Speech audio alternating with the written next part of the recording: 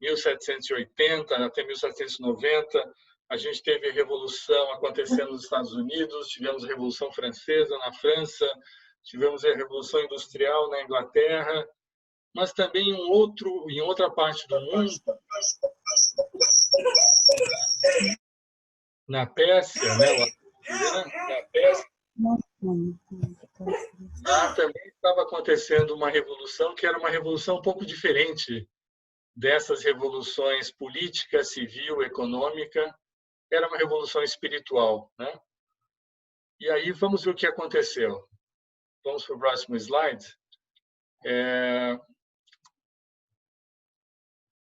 Aqui, graças. Então, no século XIX, no início do século XIX, havia uma grande expectativa no mundo com relação à vinda de um novo profeta, um novo guia espiritual, um grande educador divino, né? Havia esse sentimento nos Estados Unidos, vocês devem lembrar do movimento adventista, né? Nos Estados Unidos. Havia uma expectativa na Europa, os templários, né? E havia uma expectativa também no Oriente. O Islã também aguardava o aparecimento de um Messias. E, em meio a toda essa expectativa que havia no mundo, apareceu justamente na cidade de Shiraz, na Pérsia, né? Um jovem comerciante que se chamava Ali Muhammad, e mais tarde adotou o título de Ubab, que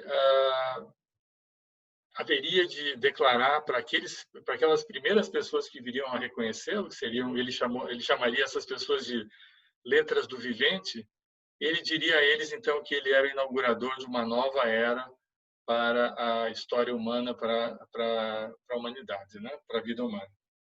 Então, a fé Bahá'í, historicamente, ela inicia em 1844 com a declaração deste jovem, Ali Muhammad, que mais tarde se auto-intitula Bab, para aquele que primeiro acreditou nele, que foi um outro teólogo chamado Mullah Hossein.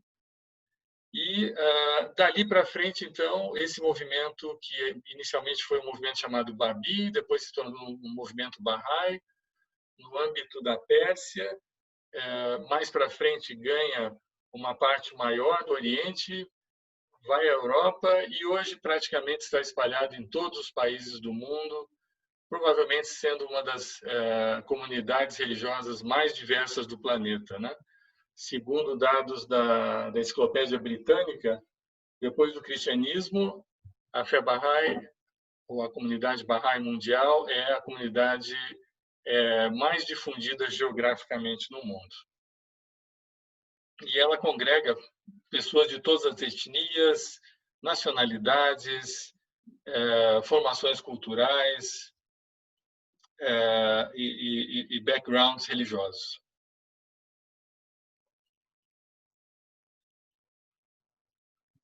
Muito bem, mas é interessantemente que, né, no século XIX, né,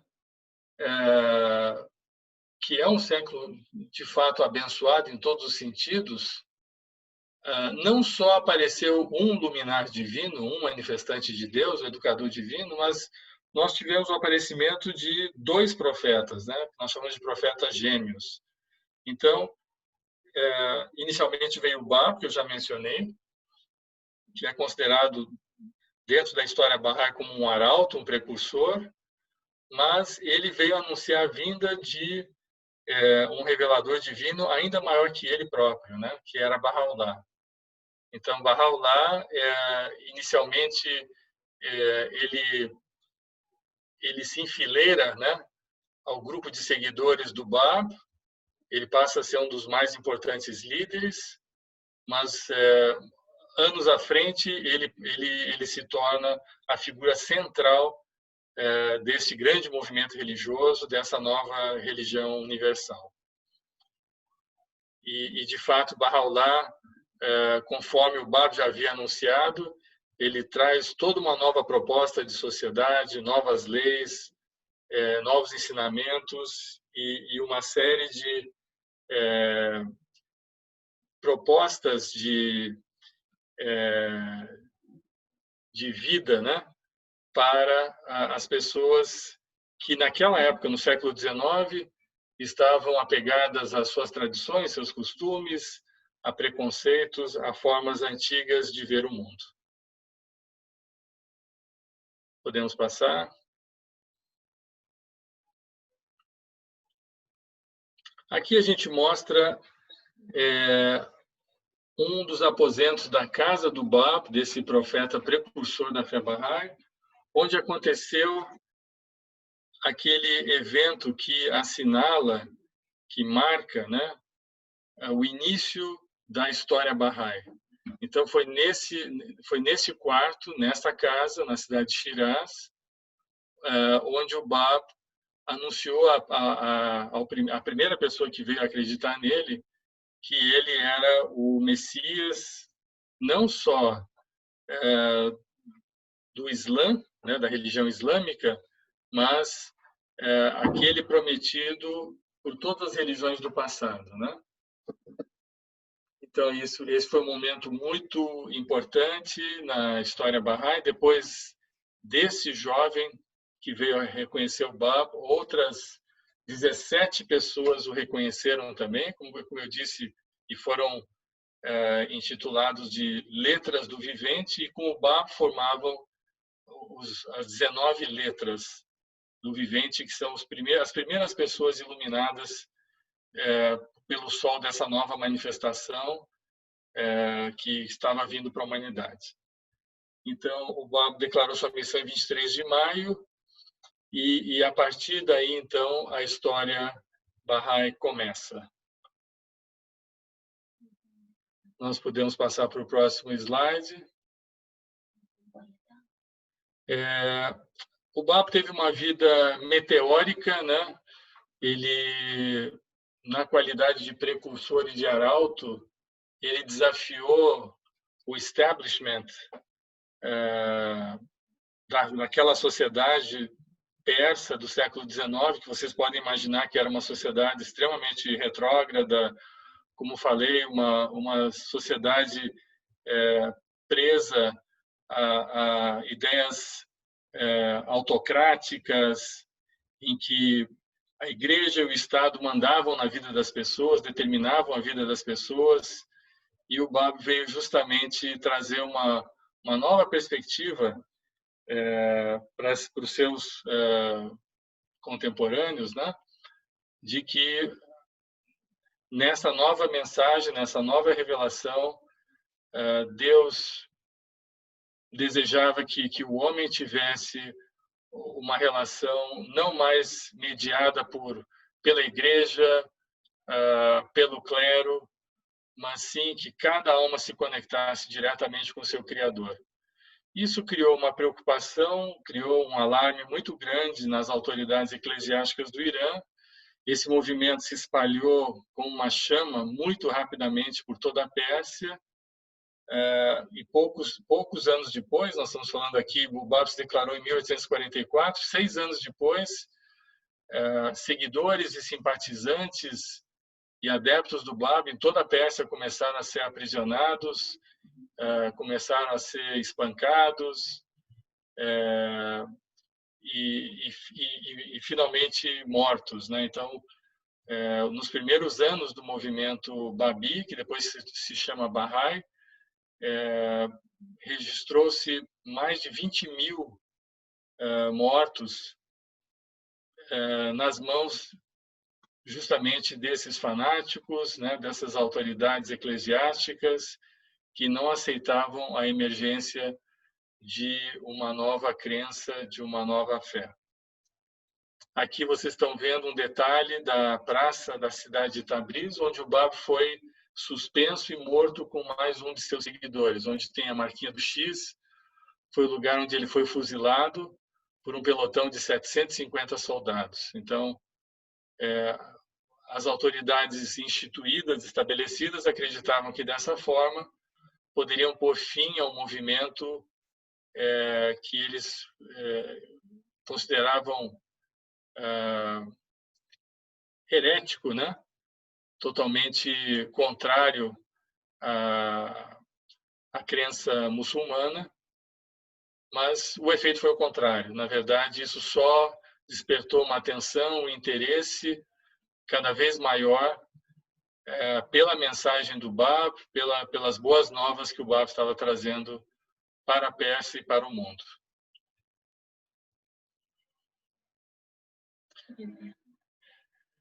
Após o martírio do Bab, claro que isso causou uma comoção muito grande entre os seus seguidores, mas o próprio Bab havia feito promessas para os seus companheiros para que eles sempre estivessem atentos ao ano 9 e ao ano 19, a partir da data da sua declaração. O ano 9 seria, se você considerar 1844, o ano 9 seria 1853 e o ano 19 seria 1863. Eu vou abreviar um pouquinho da história, que ela é muito longa.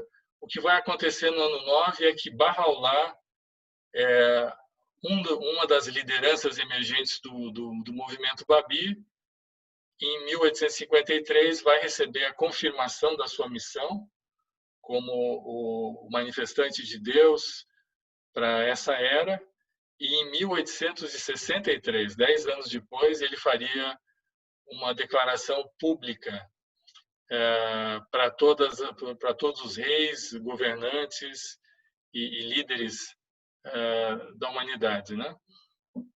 Então, com a morte do Bab, Bahá'u'lláh começa a assumir a liderança do movimento, mas ainda ele é considerado um Babi com bastante influência dentro do grupo, mas nada mais do que isso, né? E o movimento continua se espalhando por toda a Pérsia, e Bahá'u'lláh então começa a organizar a expansão do movimento no Irã, mas também logo mais ele é preso com alguns dos seus companheiros na cidade de Teherã. E aqui nesse slide o que a gente está vendo o governo fica também muito preocupado com a influência, a respeitabilidade, a reputação e o amor que ele estava despertando em todas as pessoas.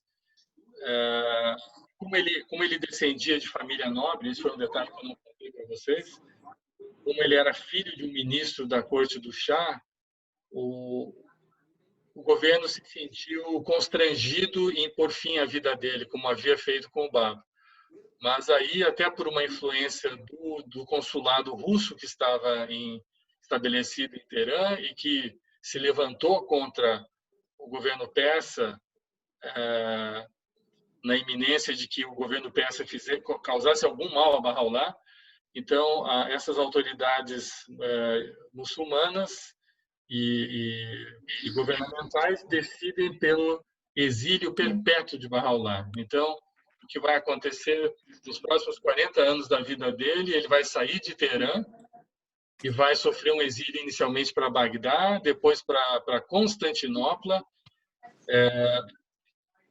depois, subsequentemente, para Adrianópolis, e essas cidades todas faziam parte do grande Império Otomano, e finalmente vai chegar na colônia penal de Acre, que é o último destino da vida dele nessa sequência de exílio, erros que ele sofre com a família e os seus companheiros.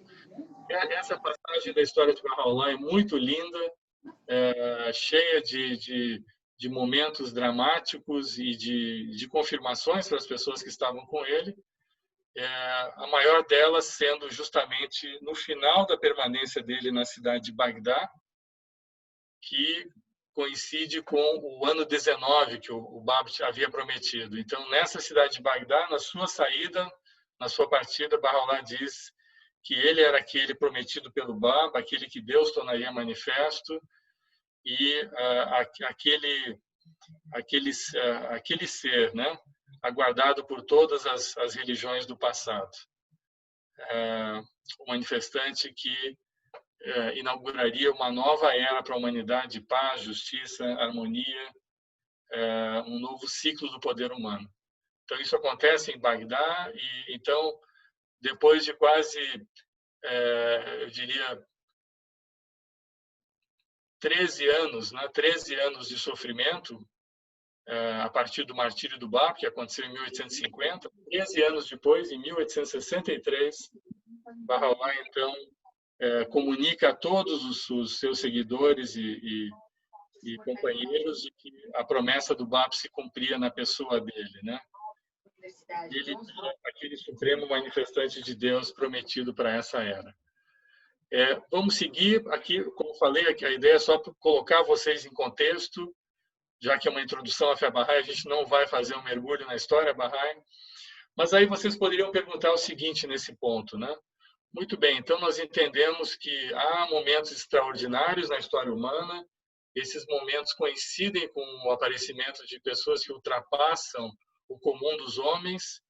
O profeta é uma dessas figuras admiráveis, misteriosas, que aparecem ao longo da história, e, diferentemente de outros homens, como artistas, cientistas, ele é capaz de inaugurar uma nova civilização. Mas quais são os grandes fundamentos da fé Bahá'í, né? Qual é a mensagem que essa nova revelação traz para o homem moderno, né? Para o mundo contemporâneo? De uma forma, vamos dizer, simples, eu vou dizer para vocês que a crença Bahá'í ela está apoiada em 3 grandes pilares. O primeiro pilar é o conceito de unidade de Deus. Então, para os Bahá'ís, Deus é um só. Independentemente da forma que nós venhamos a chamá-lo, ele é o criador do universo, ele é aquela força motriz que colocou o universo em movimento. Mas não só o universo, como ele próprio, são pré-existentes. Então, essa é uma questão bastante misteriosa, né, esotérica dentro dos ensinamentos Bahá'ís. Há uma série de grandes verdades que os manifestantes de tempos em tempos revelam para o homem, e nos escritos de Bahá'u'lláh aparece este conceito, né, o conceito de que Deus é um ser pré-existente e com ele também é pré-existente a sua criação, embora ele a preceda, né? Mas ele não é só um criador, né? Ele é também ele é o Deus presente na vida dos afazeres humanos, né? Ele é um Deus que é fonte de amor e é fonte de luz e orientação para as suas criaturas. Então ele não é aquela ideia do Deus da ciência, que é um Deus que põe em movimento o universo, mas ele não tem nada a ver com a sua própria criação, ele se mantém distante. Não. A visão Bahá'í é de um Deus vivo, de um Deus interessado pelos afazeres humanos, pela sua criação, né? E pela sua principal criação, que é o homem. Então, mas ao mesmo tempo ele é um ser incognoscível. Então, como é que nós podemos conhecer a Deus? Bahá'u'lláh nos diz que a forma como Deus se torna conhecido aos homens é através dos seus manifestantes, dos seus mensageiros, que aparecem de tempos em tempos, né? Então, da mesma forma que nós não podemos experienciar o sol diretamente, mas nós conhecemos o calor e a luz do sol através de seus raios, Bahá'u'lláh diz que também os seres humanos, né, podem conhecer o seu Criador através desses grandes luminares que são os manifestantes de Deus, que seriam como raios deste sol, né? Então, Deus é incognoscível, Deus é eterno, mas Deus é fonte de amor, né? E ele é fonte de vida para todos os reinos da criação e principalmente para o homem, que foi feito sua imagem e semelhança. Então, esse é um dos pilares da crença Bahá'í. Deus é um só e é o mesmo Deus para todos. O segundo pilar, de uma forma simples, rápida, né? É o conceito também de que a humanidade é uma só, né? Então, não obstante a infinidade de diferentes tradições, costumes, modos de vida, idiomas, línguas, culturas, nós somos uma única espécie humana. Então, aqui Barrolá nos diz: vós sois os frutos de uma só árvore e as folhas de um mesmo ramo. Tratai uns aos outros com maior amor e harmonia e espírito amigável e fraternal. Então, essa é a visão Bahá'í, que a beleza está na variedade, a beleza está na diversidade e não na uniformidade. E provavelmente a comunidade Bahá'í é talvez a comunidade mais diversa presente no planeta hoje, ou uma das mais diversas, né? Porque nós apreciamos a diversidade, nós valorizamos a diversidade. E na visão de Baha'u'lláh, o ser humano tem dois grandes objetivos na vida. O primeiro, enquanto indivíduo, é transformar os atributos de Deus em comportamento humano. E, enquanto membro de uma sociedade, ser capaz de levar avante uma civilização em constante evolução. Então, esses são os dois propósitos gêmeos principais da vida humana, mas os Bahá'ís não buscam uma salvação individual. Quer dizer, em qualquer lugar que você conheça comunidades Bahá'ís, você vai ver essas pessoas trabalhando para causas universais, para o bem comum, e não para o interesse de um determinado grupo ou de uma determinada nacionalidade ou cultura ou extrato social. As causas Bahá'ís são sempre causas universais.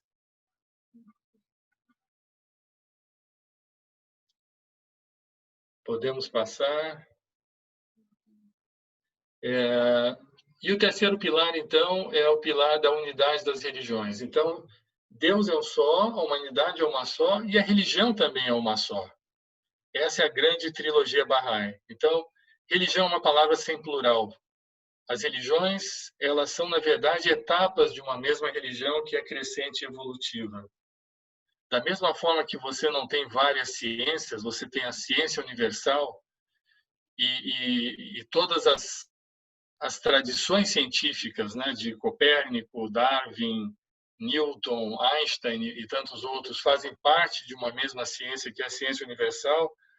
Da mesma forma, as tradições religiosas, como o judaísmo, o budismo, o cristianismo, o islamismo e a própria fé Bahá'í, são etapas de uma mesma religião que é crescente e evolutiva. Então, essa visão unificadora da religião, nós acreditamos que ela é extremamente importante para desatar os nós, as tensões que existem hoje no mundo e comunicar à sociedade moderna, né, de que é chegado o momento dos seres humanos terem uma fé comum. Dado que Deus é um só, né, e que a humanidade é uma só, então essa relação que une a criatura com o seu Criador é um fenômeno único também. E, portanto, nós não precisamos fazer opções entre as religiões. As religiões são como capítulos de um mesmo livro, ou como os diferentes anos que você percorre numa mesma escola. Antes de eu seguir, o Fariba está me dando uns sinais aqui, eu acho que vale a pena a gente fazer uma pequena pausa e ver se vocês têm perguntas ou comentários a fazer até esse ponto, porque na verdade é uma roda de conversa e não uma palestra. Então, se eu não parar, vai ficar parecendo que é uma palestra, mas não é, um bate-papo.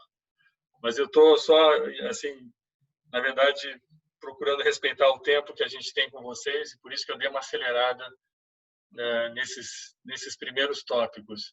Se alguém desejar fazer algum comentário, fazer alguma pergunta, pode escrever no chat. A gente faz agora um pouco de de troca de ideias e aí eu sigo com a segunda parte da apresentação.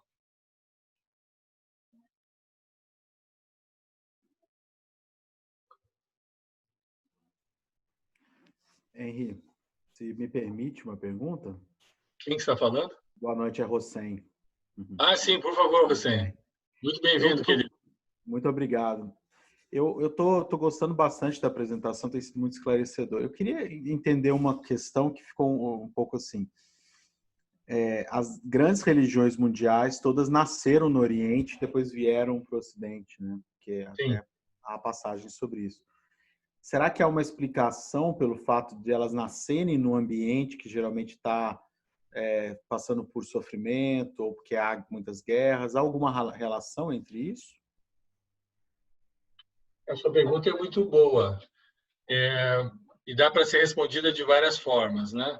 Uma coisa interessante que a gente aprende nas escrituras barrais é que esse mundo é uma contraparte do mundo espiritual, né? O mundo material é um espelho do mundo espiritual.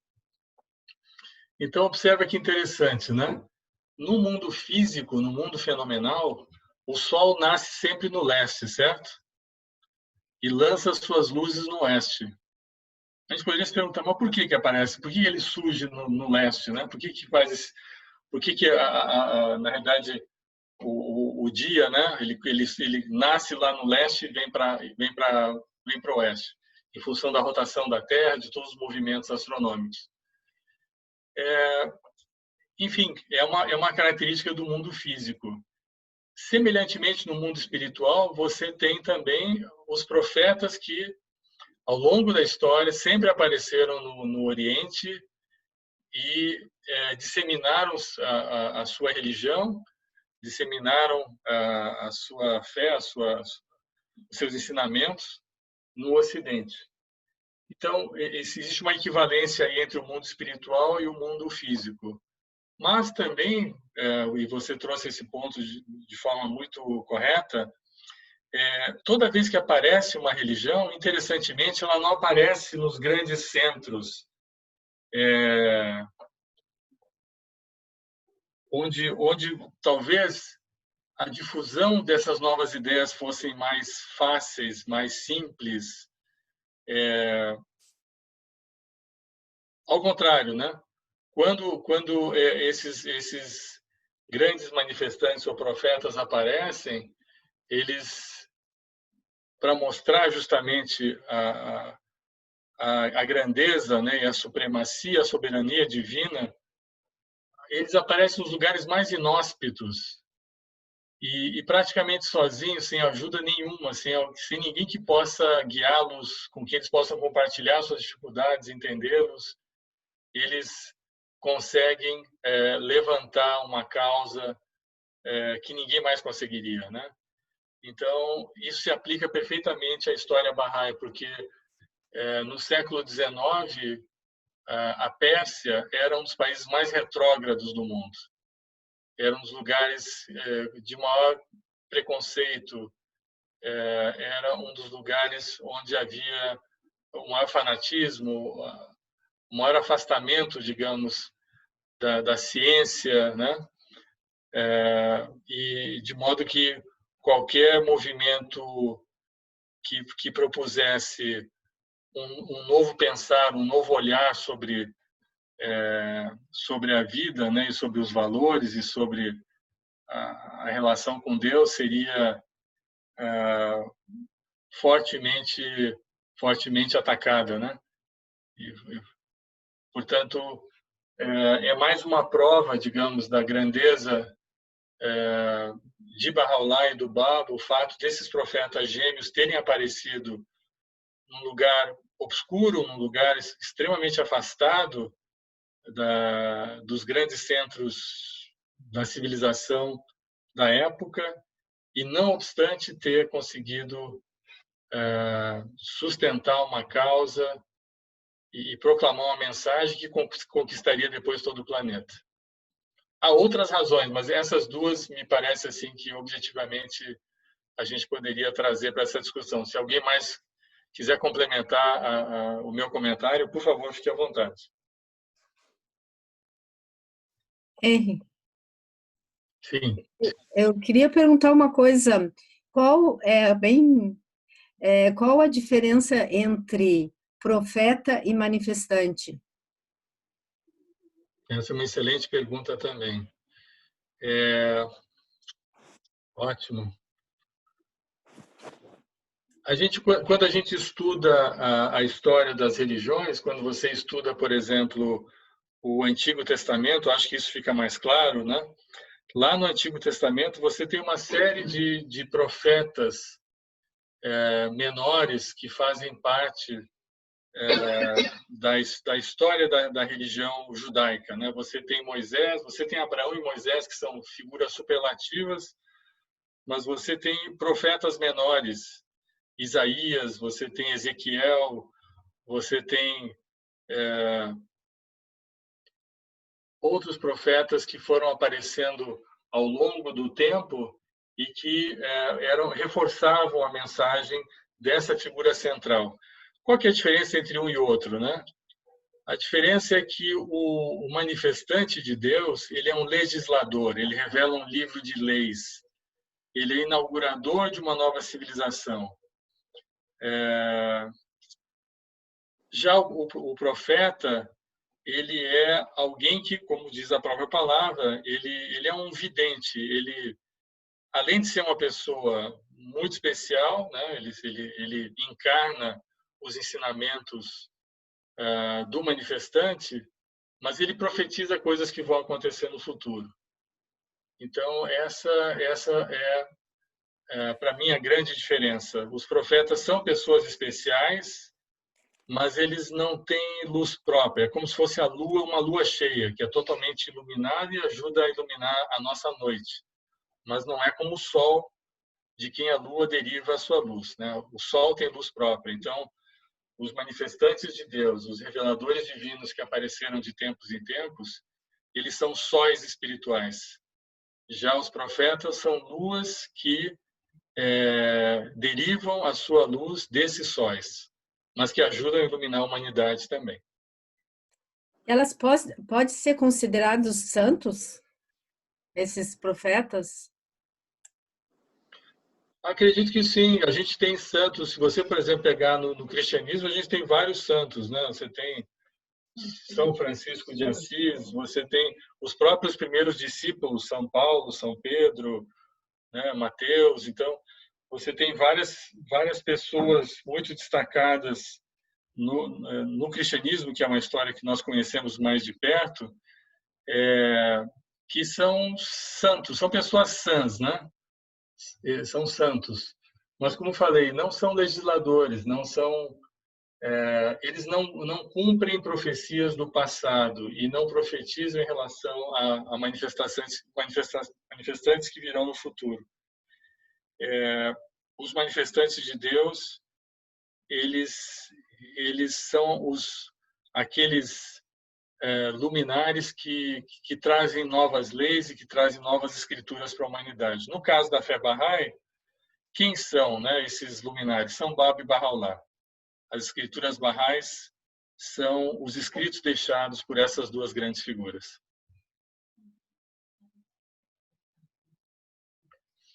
Acho que podemos, se não tiver mais perguntas, a gente pode voltar com a apresentação. Podemos seguir mais um pouco. Muito bem. Então, falamos desses três pilares que são as verdades fundamentais da fé Bahá'í.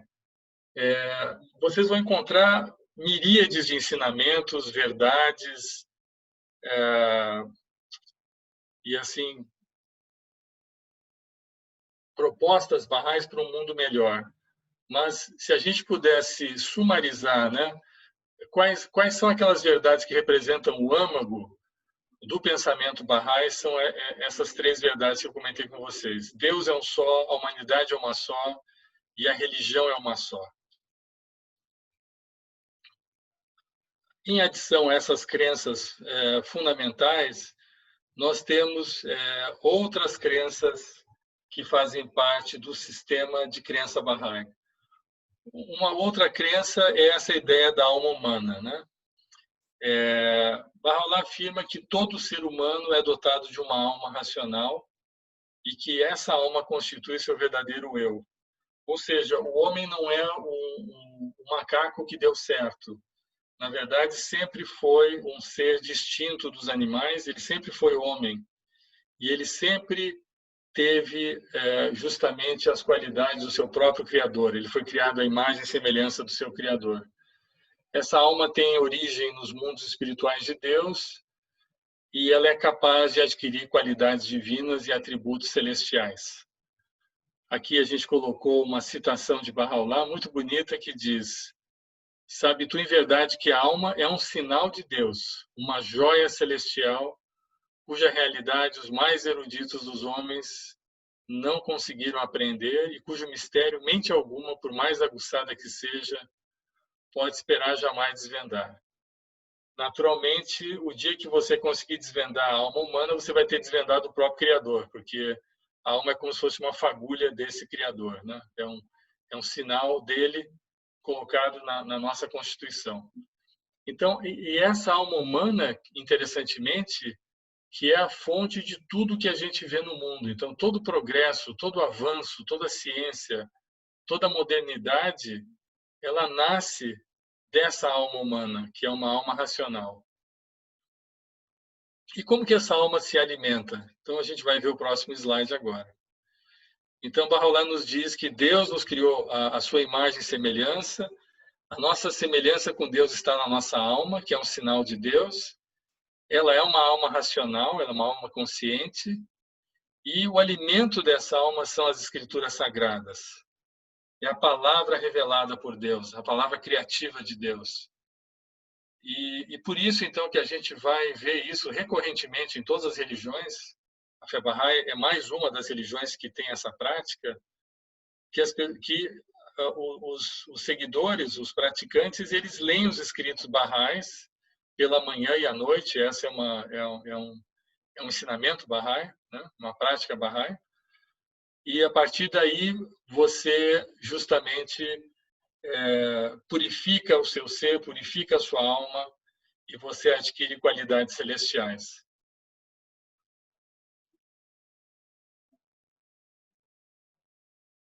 Aqui nós temos um texto também de Baha'u'lláh que diz o seguinte: imergi-vos no oceano de minhas palavras, para que possais desvendar-lhes os segredos e descobrir todas as joias de sabedoria que jazem ocultas em suas profundezas.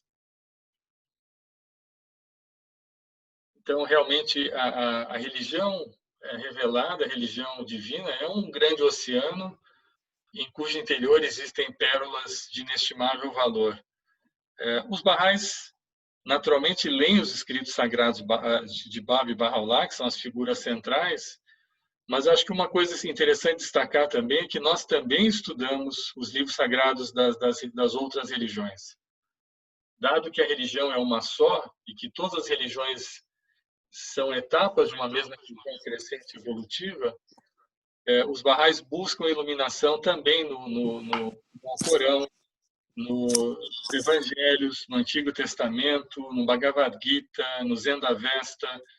Nós acreditamos que todos os livros são guias, todos os livros revelados por esses grandes mensageiros são guias infalíveis para a humanidade. Então, a luz é boa em qualquer lâmpada que ela brilhe e uma rosa é bela, seja qual for o jardim que ela floresça. Então, os Baha'ís não fazem diferença. A gente estuda os ensinamentos de Cristo, de Moisés, de Maomé. E, claro, a gente estuda com mais profundidade os ensinamentos de Baha'u'lláh porque eles são aplicáveis para os problemas e necessidades do mundo de hoje. Mas faz parte da cultura Bahá'í, da crença Bahá'í, essa conexão com os livros sagrados de todas as religiões. Podemos seguir. Uma coisa interessante que eu gostaria de destacar aqui, pessoal, tem duas palavrinhas que são muito importantes, são palavras mágicas dentro da fé Bahá'í, né? Dentro da comunidade Bahá'í. Uma delas é adoração. a outra é serviço. Depois a gente vai falar sobre serviço, mas eu gostaria de falar agora de adoração. A dinâmica para criar uma pessoa santificada são esses dois processos, né? Os processos de adorar e servir. E como é que você adora a Deus? Você adora a Deus através das escrituras reveladas, através das orações. Os Baha'is não têm igrejas, não têm um clero constituído, porque nós acreditamos que se o mundo foi criado por Deus, o mundo todo é abençoado por Deus, e qualquer lugar onde as pessoas se reúnam com reverência e com devoção, aquele lugar é uma igreja, aquele lugar é um lugar abençoado. E aqui temos mais um texto que foi selecionado para a nossa apresentação, que diz o seguinte: bem-aventurado é o lugar, a casa e o coração, e bem-aventurada a cidade, a montanha, o refúgio, a caverna e o vale, a terra e o mar, o prado e a ilha, onde se haja feito menção de Deus e celebrado seu louvor. Então, esta é a orientação de Bahá'u'lláh com relação à atitude devocional em relação a Deus. Então, se você é uma pessoa que está trabalhando na lavoura e você tem que trabalhar o dia todo, você pode fazer uma pausa, deixar sua enxada de lado, ficar debaixo da sombra de uma árvore, fazer sua oração, sua prece a Deus, e é como se você estivesse dentro de uma igreja. Porque o que importa é a atitude com a qual você se comunica com Deus e não o lugar onde você está. E outro detalhe interessante também, Bahá'u'lláh dá uma nova dimensão para a questão da comunhão com Deus, né? Da prece, da oração e da adoração. Nos escritos Baha'is, Bahá'u'lláh nos diz que aqueles que trabalham com espírito de serviço à humanidade, esse trabalho também é visto por Deus como adoração, como se fosse uma oração. Então, não é só quando você está recluso nos seus aposentos ou você está num lugar dedicado à prece e à oração que você está orando. Na verdade, quando você está trabalhando, imbuído com esse espírito de amor e serviço à humanidade, isso também para nós é adoração a Deus. Em resumo, não existe uma separação na fé Bahá'í entre a vida ativa e a vida contemplativa. A vida ativa do trabalho e a vida contemplativa da oração e meditação estão intimamente ligadas. Elas são uma coisa só.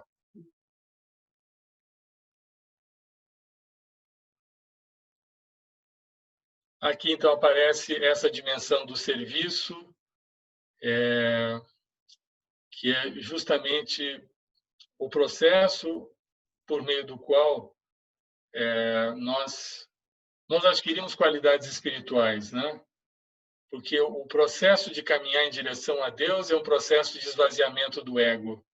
E é só na medida em que você percebe o outro e serve o outro e trabalha para o outro que essa dinâmica de esvaziamento do ego entra em operação. Então, para o Bahá'í, na verdade, o processo de iluminação, o processo de santificação é um morrer em si das coisas que são para si e um viver em si das coisas que são para os outros.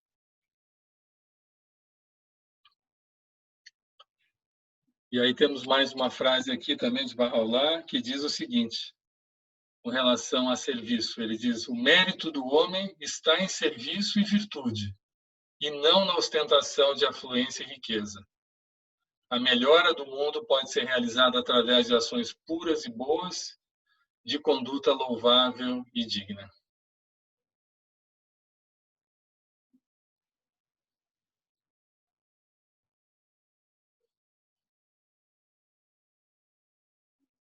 Um outro elemento do sistema de crença Bahá'í é essa questão da eliminação e da erradicação de todo tipo de preconceito. Vocês lembram que nós falamos que um dos pilares da crença Bahá'í é a ideia de que a humanidade é uma só. Então, a diversidade de raça, a diversidade de gênero, a diversidade étnica, a diversidade de condições sociais, de nacionalidade, enfim, tudo isso são elementos que fazem parte da grande diversidade humana, né? Então, na verdade, a gente tem que realçar a beleza da humanidade e não ser fonte de conflito, contenda ou desarmonia. Abdu'l-Bahá, que é o filho de Bahá'u'lláh, e nós o consideramos um exemplo de vida Bahá'í, ele certa vez disse o seguinte: a humanidade pode ser comparada às flores multicoloridas de um jardim. Existe unidade na diversidade. Cada uma se destaca e realça a beleza da outra. Hoje em dia, inclusive, já a ciência prova, né, que quanto mais diversos os grupos humanos, mais inovadores eles se tornam. E por isso que está havendo um movimento hoje no mundo todo, vocês devem estar observando isso, principalmente no mundo corporativo, de tornar as forças de trabalho mais diversas, porque é da pluralidade de pensamentos, é da pluralidade de visões de mundo que surgem as grandes ideias, que surgem as grandes transformações.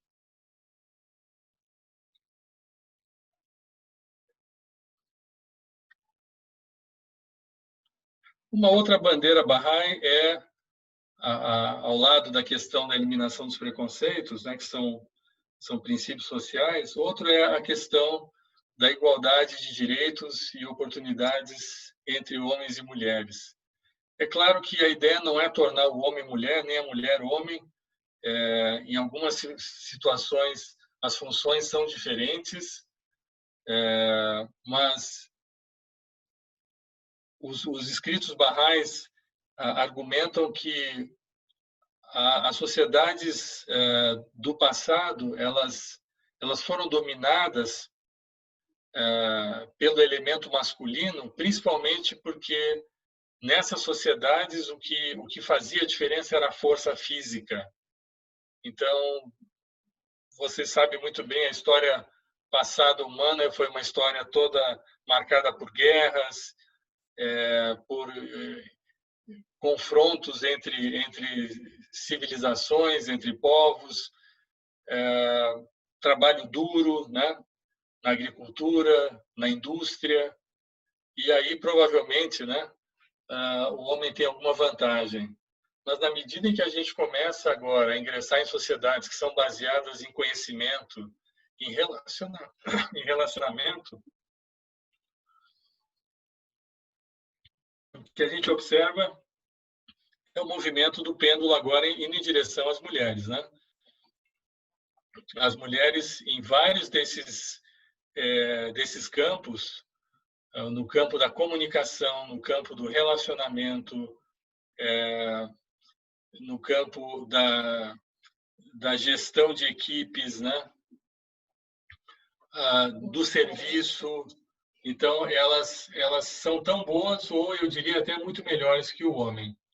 Então, num mundo onde começa a prevalecer justamente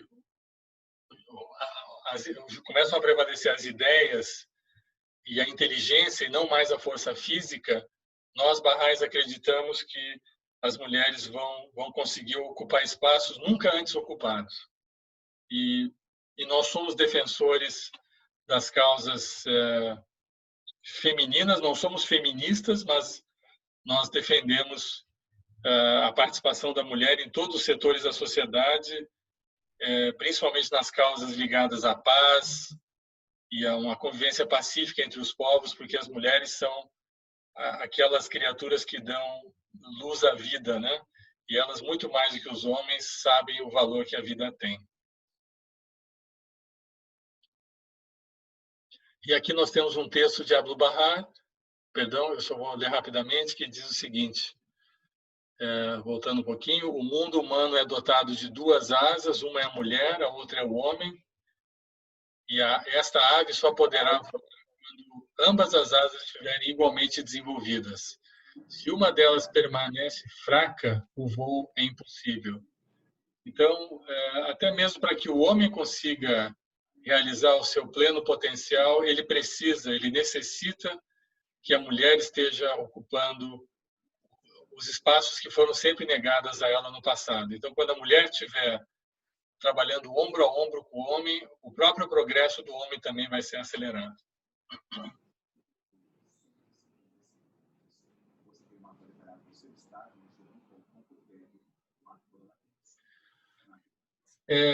A fé Bahá'í é uma religião para a era espacial, né? Para o mundo contemporâneo. Então, vocês vão encontrar ensinamentos muito avançados e assim propostas disruptivas em uma série de campos da atividade humana, né?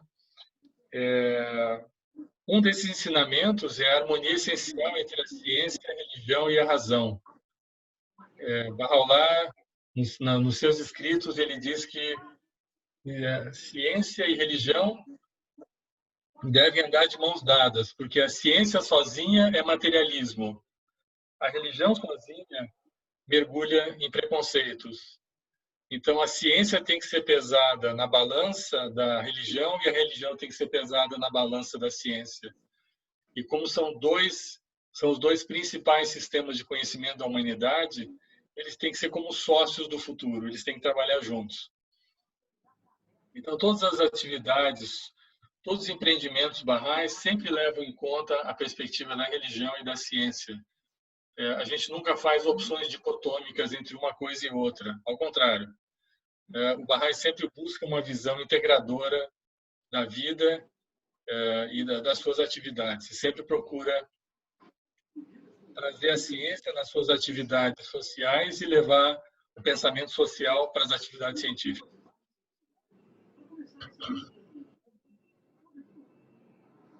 E aqui temos um texto de Abdu'l Bahá que diz: religião e ciência são duas asas sobre as quais a inteligência do homem pode pairar nas alturas, com as quais a alma humana pode progredir. Vou fazer uma pausa aqui também para dar espaço para que vocês façam as suas considerações, seus comentários, as suas contribuições.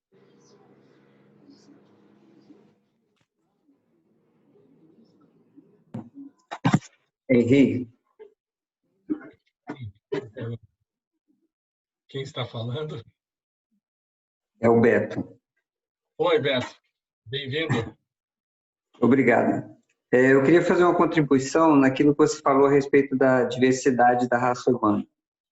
Que na questão da ciência também é bem vista a questão da variedade do DNA. Perfeito. Quanto maior a variedade do DNA, mais forte a espécie é. Quanto menor a variedade, mais fraca ela se torna. Então, nesse sentido também, né, cultivarmos a variedade é um ganho para todos.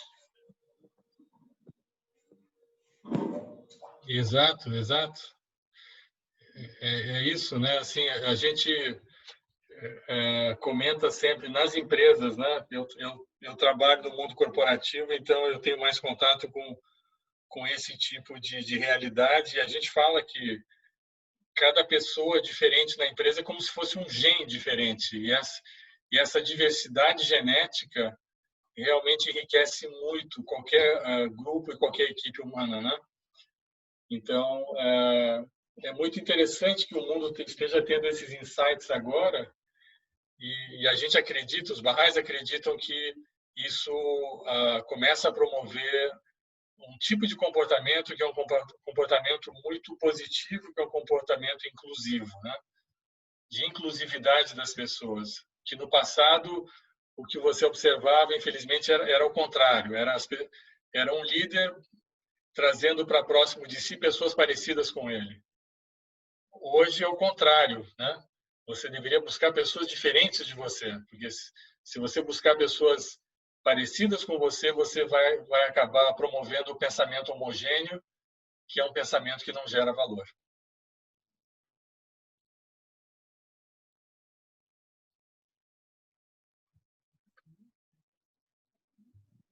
Henrique. Sim, sim. Querido, pode falar. gostaria de destacar que achei muito interessante. Eu ouvi pela primeira vez no início da sua explanação, que comparaste assim a constelação, o surgimento de sóis, estrelas, cometas, planetas, né? E achei assim um destaque muito grande nesse aspecto quando, por exemplo, com o surgimento do Bab, um novo Sol, ao redor dele giraram os planetas, com ele as 19 letras, né? Então é um novo sistema espiritual, comparando com a constelação do universo material. E após o Bab, então temos o surgimento de Bahá'u'lláh, um novo Sol e milhares de seres humanos que gravitam ao seu redor. É um novo sistema. Achei, destaco essa sua colocação muito feliz e parabenizo por isso. Obrigado. Obrigado. O que mais, pessoal? Que outros comentários, por favor? É uma roda de conversa, hein?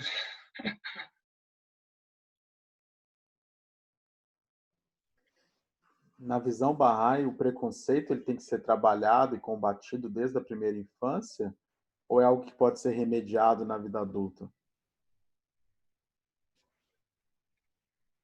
Essa é uma pergunta muito boa, Hussein.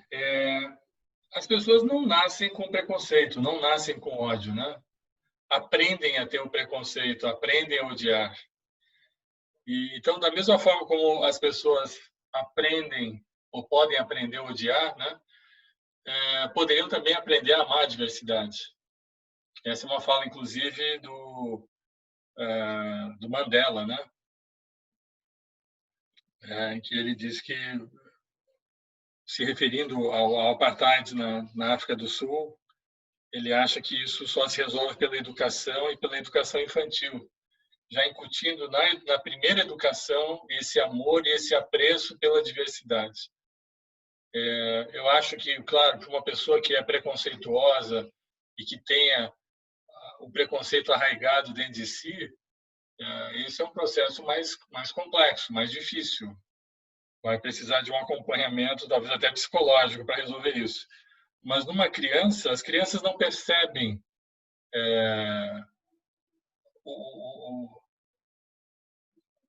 o racismo, né? Não existe na mente de uma criança isso.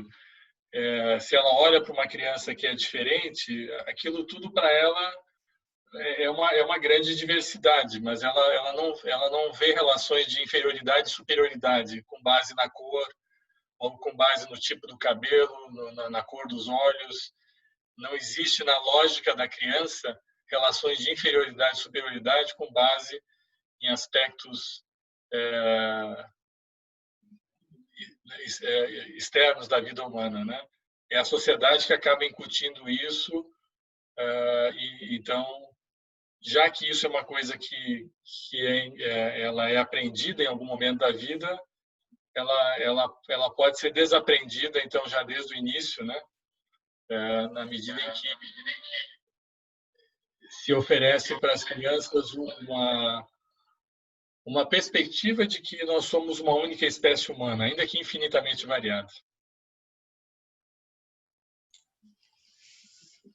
Uma colocação interessante que eu achei também é sobre a igualdade de direitos entre homens e mulheres, né? Porque nós vemos que isso, para uma questão religiosa, é uma evolução muito grande, porque nós vemos que as religiões do passado, muitas, nem o homem era igual ao outro homem, né? Que os homens eram escravizados. E no decorrer do tempo agora, que a gente vem vendo o quanto que há necessidade da igualdade de direito entre homens e mulheres. E a fé Bahá'í tendo trazido isso, eu achei muito interessante também. Realmente, eu acho que faz parte do espírito da época, né? Sem dúvida, assim, não é possível mais se conviver com esse tipo de de desigualdade entre homens e mulheres, né? Porque isso acaba desenvolvendo comportamentos que são comportamentos disfuncionais nos homens, principalmente, né? Então, na realidade, não existe homem e mulher, existem seres dotados de aptidões. É isso que no final do dia existe, né? Claro que a gente admira a beleza da mulher, a beleza do homem, mas nós somos criados por Deus com capacidades, com aptidões, e isso é que importa, né? Aí que está o valor da pessoa, do indivíduo. E, portanto, nós devemos, nos ambientes onde nós estamos, reforçar esse ponto, né? Reforçar essa verdade, essa questão, esse princípio da igualdade. Não permitir que homens e mulheres tenham remunerações diferentes para uma mesma função, por exemplo, né? Ou que a mulher, dentro de uma empresa, ache que existe um teto para o crescimento dela, a partir do qual não pode subir mais, porque ali só é lugar para os homens. Isso é um pensamento antiquado. Então, inclusive, vocês viram agora na pandemia que os países que se saíram melhor e que foram mais ágeis e foram mais prudenciais na questão do combate ao vírus foram países liderados por mulheres e não países liderados por homens, muitos deles narcisistas, né? E preocupados consigo mesmos e não com a população que está a seu serviço. Então, eu acho que a gente vai ganhar muito, já está ganhando muito, né? Com a participação da mulher em todos os setores, em todas as atividades, mas principalmente em posições de liderança. Então, não basta simplesmente dizer, não, aqui nessa escola, ou nessa empresa, ou nessa organização, 50% são homens, 50% são mulheres. Isso é uma parte da história. A outra parte e nas posições de liderança, quem está sentado? Aí só tem homens. Então, você fez só uma parte do processo.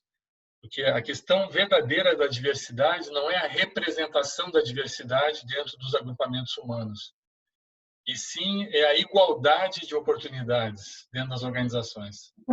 É a mulher podendo ascender a todas as posições que o homem ascende, né? Então, é um processo de inclusão e de equidade, e não só de representação. Podemos seguir? Então, acho que voltamos aos slides, só para ficarmos dentro do tempo. Nossa, acho que chegamos, então, estamos nos slides finais aqui. Essa linda foto que vocês estão vendo na verdade, é o Centro Administrativo Bahá'í, em Israel, na cidade de Haifa. Nesse prédio central que vocês estão vendo é onde está a Casa Universal de Justiça, que é o órgão máximo da comunidade Bahá'í. Aí tem um prédio adjacente à direita, que é o Centro de Estudos. O terceiro à direita são os arquivos internacionais. E essa montanha é o Monte Carmelo, que é muito conhecido, é muito mencionado no Antigo Testamento, nas escrituras sagradas do cristianismo e do judaísmo. E vejam que coisa interessante, né? Aquele movimento que começou com o Bab, que depois foi trucidado em 6 anos, e juntamente com seus seguidores, que foi sucedido por Bahá'u'lláh, que sofreu desterro durante 40 anos, um exílio perpétuo, vindo a falecer em Aca, na Terra Santa, próximo aqui da cidade de Haifa, né? Aquela pequena chama que começou lá na Pérsia, no século XIX, hoje é uma comunidade mundial com cerca de 7 milhões de adeptos, em mais de 110 mil localidades em todo o mundo, com mais de 800 idiomas e dialetos, com suas publicações traduzidas. E assim, a Fé Bahá'í hoje participa na Organização das Nações Unidas, em todos os fóruns mais relevantes no mundo que tratam de direitos humanos. Lá você vai ver um representante Bahá'í sentado com as nossas bandeiras de justamente de paz, de justiça social, harmonia racial, educação das crianças, igualdade entre homens e mulheres, e eliminação de todo tipo de preconceito no mundo, né? Então, essas são as causas, as bandeiras Bahá'ís. O que vocês estão vendo aqui, essa montanha, há 100 anos atrás, era um monte de pedras, um monte de pedregulhos, e hoje, quando a gente visita esse lugar, os Bahá'ís vão em peregrinação a esse lugar, você vê um paraíso na Terra, né? Quando você circula por esses jardins. Então, eu usaria essa metáfora para terminar essa rápida exposição de introdução à Fé Bahá'í, dizendo o seguinte: é a religião de Deus que transforma um monte de pedras, né, uma montanha de pedregulhos, num jardim celestial, como vocês estão vendo aqui. Ela que tem a capacidade de transformar vamos dizer assim, o cobre, o bronze da natureza humana no ouro, né? Indivíduos de chumbo e indivíduos de ouro. É só a religião que é capaz de operar essa alquimia, e a gente não está vendo isso só na Fé Bahá'í. Eu digo, isso é aplicável a todas as religiões que apareceram na história da humanidade. A Fé Bahá'í é só mais um capítulo dessa longa história.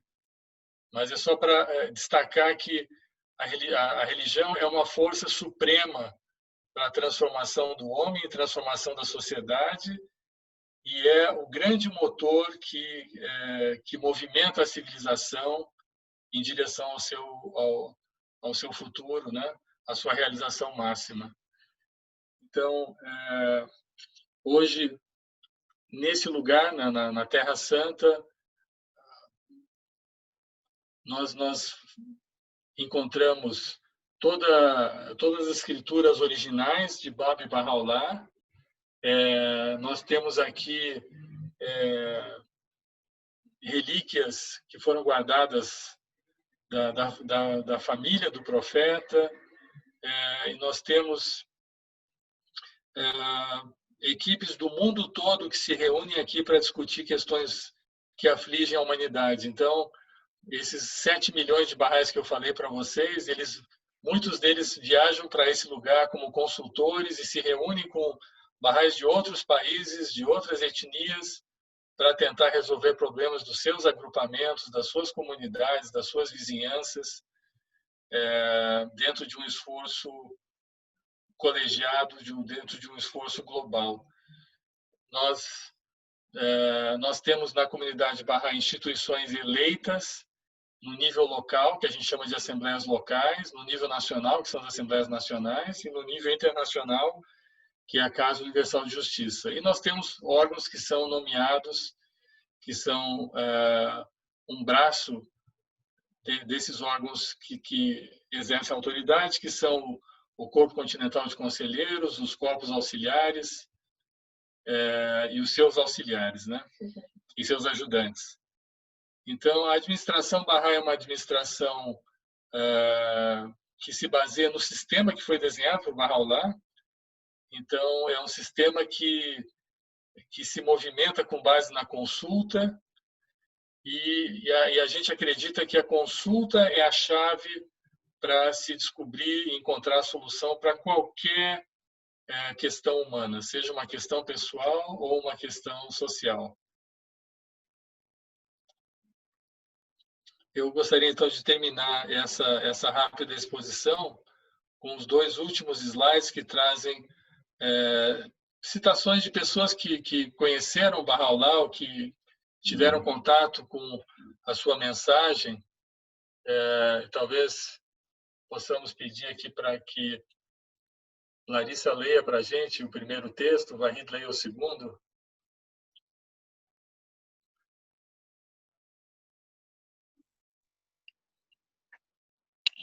Não me foi preciso perguntar em presença de quem eu estava. enquanto curvei-me diante daquele que é objeto de uma devoção e um amor que os reis poderiam invejar e os imperadores almejar em vão. Uma voz cheia de dignidade e brandura convidou-me a sentar, e então prosseguiu: Louvado seja Deus por teres alcançado. Vieste ver um prisioneiro, vieste ver um prisioneiro e exilado. Só desejamos o bem do mundo e a felicidade das nações. Que todas as nações se tornem uma na fé e todos os homens venham a ser como irmãos. Que os laços de afeição e unidade entre os filhos dos homens sejam fortalecidos. Que cesse a diversidade de religião e as diferenças de raça sejam anuladas. Que o homem não se vanglorie pelo amor à sua pátria, e sim pelo amor à sua espécie. Edward Brown, eminente orientalista na Universidade de Cambridge e único ocidental a conhecer Bahá'u'lláh pessoalmente. Eu vou pedir que o Vahid leia agora o texto do Leon Tolstói. Passamos nossas vidas nos esforçando por desvendar os mistérios do universo. E é um prisioneiro persa, Bahá'u'lláh, em Akka, na Terra Santa, quem possui a chave. Os ensinamentos de Bahá'u'lláh nos apresentam agora a forma mais elevada e pura do ensinamento religioso.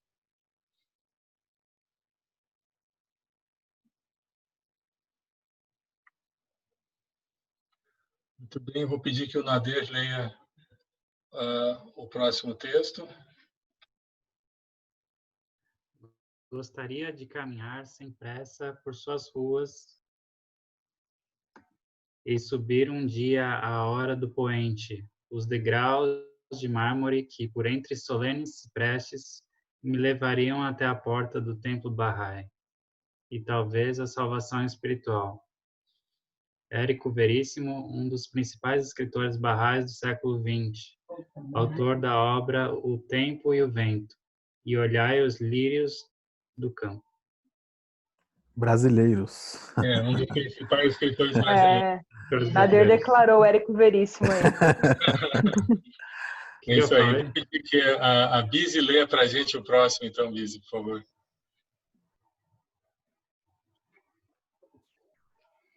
Este movimento Bahá'í é a maior luz que apareceu no mundo desde o tempo de Jesus Cristo.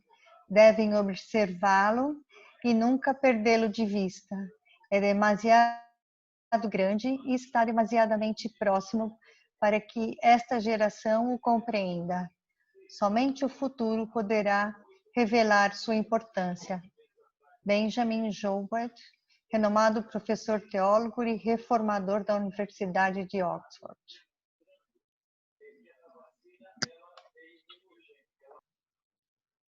Muito bem. Com isso, a gente, então, conclui essa breve exposição sobre a fé Bahá'í, muito breve, pessoal, e muito modesta, assim, né? Despretensiosa, porque, como eu falei, falar da fé Bahá'í é que nem falar do firmamento, da abóbada celeste. Por onde começar, o que falar, o que destacar? São infinitas constelações, são inúmeras, né, incontáveis estrelas, sóis, cometas, mas a gente pensou em dar uma visão geral para vocês da beleza, né, da grandiosidade desse movimento, que é um movimento mundial, que tem quase 200 anos, e que hoje, em qualquer lugar do mundo que você vá, você vai encontrar um Bahá'í. É impressionante, assim, em todos os lugares que você vai, você encontra pessoas que são Bahá'ís, porque é uma religião, como disse, ecumênica. Ela entende que todas as religiões são como mares de um mesmo oceano, né? Então não faz sentido a gente falar em religiões. A religião é uma só, porque Deus é um só. Então é uma grande força de unificação que existe hoje no mundo, e eu acho que é assim, uma força muito relevante pela capacidade que tem de desenvolver em cada um de nós o que a gente tem de melhor. Então, eu abri agora para os comentários de vocês, queria ouvir a voz de vocês, Fariba também, todos nós aqui, agradecer a paciência, a atenção que vocês dedicaram nessas 2 horas que eu estou falando aqui, e espero que tenha sido esclarecedor e que tenha trazido informações novas para vocês sobre a Fé Bahá'í.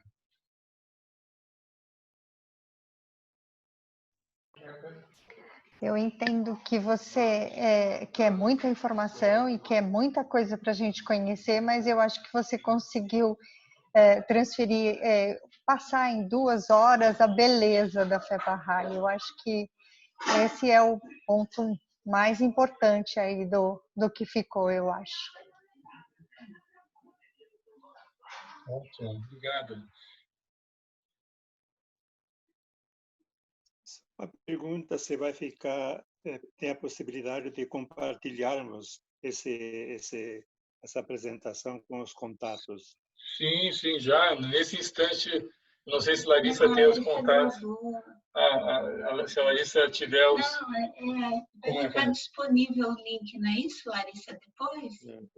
Depois a gente consegue deixar disponível o PowerPoint e a gente consegue deixar disponível a própria palestra num link para vocês conseguirem mandar para outras pessoas. A gente pede só que os interessados em receber o link enviem aqui no chat para a gente o e-mail de vocês, ou enviem aqui quem é Bahá'í, que está dentro dos nossos contatos, que a gente consegue mandar pelo WhatsApp também, a gente consegue mandar por aí. Mas caso alguém queira receber o material, pode mandar aqui no chat o e-mail que a gente também consegue enviar. Larissa, me parece que o chat está desabilitado. Como é possível uma coisa dessa? Vocês escreveram alguma coisa? Eu tentei escrever também. Eu também tentei e não consegui escrever. Não pode escrever, gente. Escreve aí. Pode falar também. Não, agora já vencemos a etapa. Que ótimo, pessoal. É isso, então. Eu deixei aqui para desabilitar do chat. Só eu consegui falar com vocês. Agora está aberto. Agora está aberto. Manda pergunta aí que agora a gente vai ficar aqui até meia-noite respondendo. Deixa eu falar mais uma coisa para vocês. Deixa eu falar mais uma coisa para vocês que eu acho que também é relevante. Nós não fazemos Bahá'ís, a gente não tem nenhum rito de conversão das pessoas para a fé Bahá'í. Nós dizemos que a gente encontra pessoas que pensam como os Bahá'ís, né?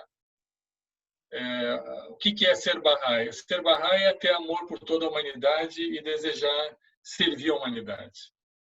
Então, é isso. No final do dia, é isso, né? E se tornar Bahá'í não é receber um diploma, é fazer uma matrícula. Então, os próprios Bahá'ís se sentem como pessoas que estão numa grande escola para se tornar seres humanos melhores. Então, não existe nenhum pré-requisito para se tornar Bahá'í. Na verdade, se existisse seria o desejo de se tornar uma pessoa melhor, né?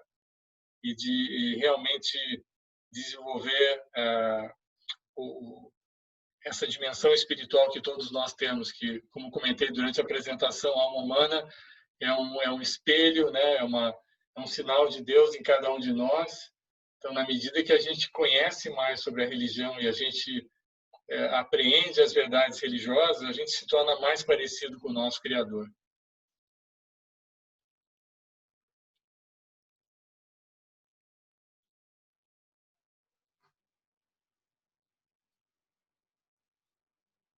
Eu posso fazer uma pergunta?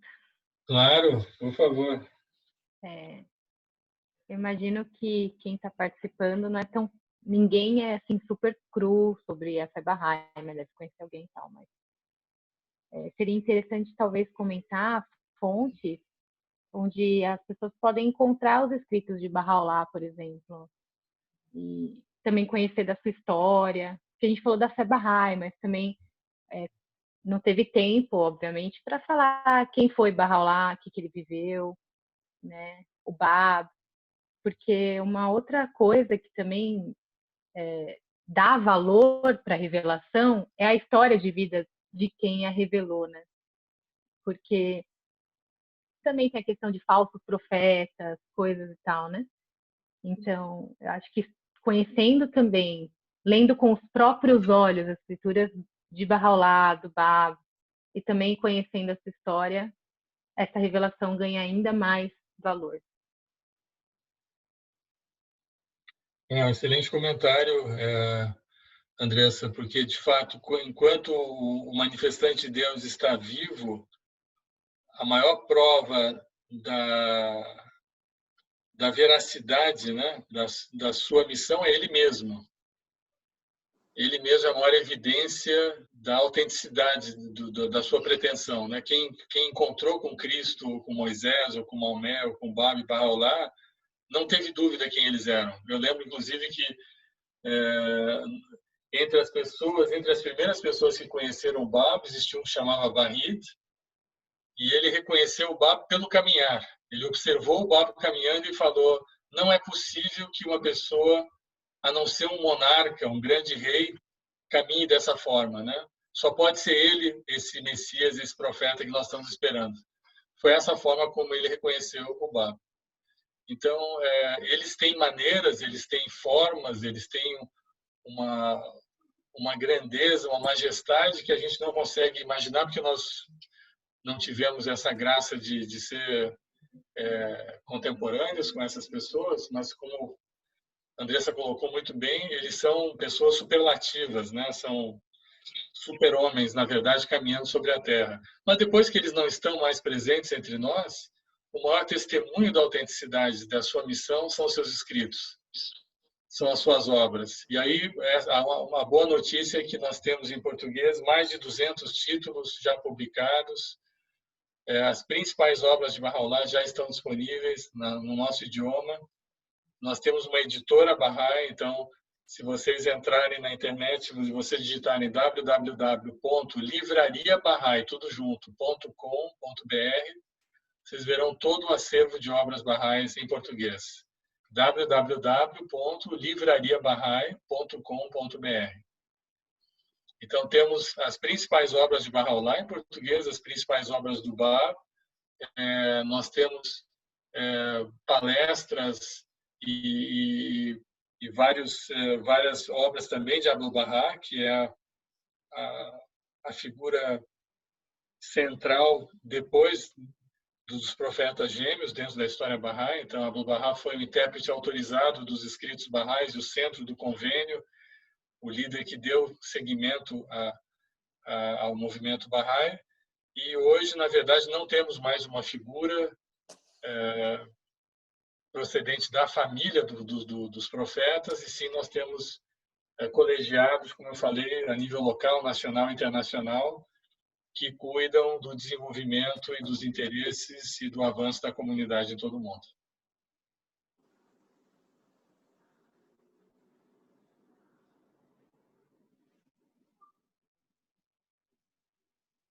Henri, chegou uma pergunta aqui no chat. Jorge pede para você falar um pouquinho sobre como as pessoas podem conhecer um pouco mais sobre a fé Bahá'í através do processo do Instituto. Eu vou pedir para minha esposa, que é uma especialista nesse assunto, para falar. Eu poderia falar, mas eu não vou perder a oportunidade de passar para uma pessoa mais qualificada aqui ao meu lado. Eu não estava no programa, mas vamos lá. O Henri falou que Bahá'u'lláh nos ensinou que adoração e serviço são duas coisas inseparáveis. E muitas vezes a gente não sabe como servir ou a melhor forma de servir, né? E a comunidade Bahá'í, ela tem um grande programa educacional internacional, né, onde prepara as pessoas para servir. quer seja para trabalhar com crianças, quer seja com jovens, com adultos, ou promover espaços de adoração, de devoção a Deus, né? Então, o processo do Instituto, que é o que prepara as pessoas para servirem nessas diferentes frentes, ele está aberto para toda e qualquer pessoa que deseje trabalhar pela melhora do mundo. E aí, nas comunidades, e agora também com a questão da pandemia, já não tem mais barreira nenhuma, né? Muita coisa está acontecendo online. Então, os cursos do Instituto Uruí estão disponíveis para toda e qualquer pessoa que deseje participar. De forma assim bem sucinta, né, o que é a ideia do processo do Instituto, do serviço e tudo mais. O Rossem fez determinada pergunta em algum momento aí sobre quando é que a gente começa a ensinar as crianças a não ter preconceito ou ser de uma determinada forma, né? Claro que desde o ventre materno a criança já está aprendendo, mas formalmente a comunidade Bahá'í oferece para as crianças de 5 a 11 anos um programa educacional onde elas aprendem sobre as virtudes, depois aprendem como essas virtudes se transformam em hábitos importantes e como esses hábitos se relacionam com Deus, né? Como é que tudo isso está interrelacionado. Aí, a partir dos 12 aos 15 anos, os jovens participam de uma outra etapa desse programa educacional, que a gente chama de Programa de Empoderamento Espiritual de Pré-Jovens, onde os jovens aprendem primeiro a questão da comunicação, como se expressar, né? Depois adquirem força para a sua decisão moral nas diferentes áreas da sua vida e, finalmente, nessa fase, que é uma fase de muito questionamento, de que o mundo não está bom, que está tudo errado, eles descobrem que a transformação do mundo está na mão deles, e eles é que vão ser os protagonistas dessa mudança. E, então, eles são preparados para servir. E, a partir dos 15 anos, então, até quando a gente estiver vivo, a gente participa dos cursos da sequência principal, que preparam os professores, os animadores dos grupos de pré-jovens e os tutores dos círculos de estudos. Então, todos estão convidados a participar dessa jornada de estudo e serviço junto com a comunidade Bahá'í. Tá bom assim? Pronto. Lembrando aquela frase do Tagore, podemos citar, não? Pode. Rabindranath Tagore, poeta indiano, que diz: dormi e sonhei que a vida era alegria. Acordei e vi que era serviço. Servi e vivi. E vi que a alegria estava no serviço.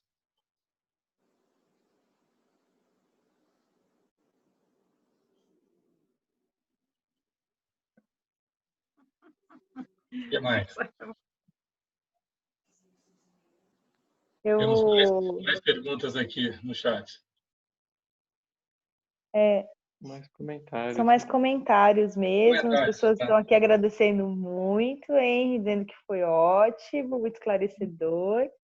Acho que eu queria fazer só um comentário que eu queria ter feito um pouco antes, quando a Andressa falou, quando outras pessoas falaram, que um princípio também que eu acho que é muito importante da Fé Bahá'í, que o Henry não colocou em destaque, mas está presente na fala dele o tempo todo, que é a ideia da livre busca pela verdade, né? Então, todo indivíduo tem o direito de, por si só, se colocar a buscar as verdades religiosas, em vez de aceitá-las, em vez de apenas ouvir e reproduzir, sem que aquilo realmente tenha tocado o coração, sem que aquilo faça sentido, né? Então, na fé Bahá'í, tudo precisa fazer sentido e que você, enquanto, né, indivíduo, tem o direito de buscar essa verdade e buscar por si só, né? Então, nesse sentido, a possibilidade da gente poder ler os escritos, entrar em contato e nos esforçar para estar sempre aprendendo, né? É muito importante.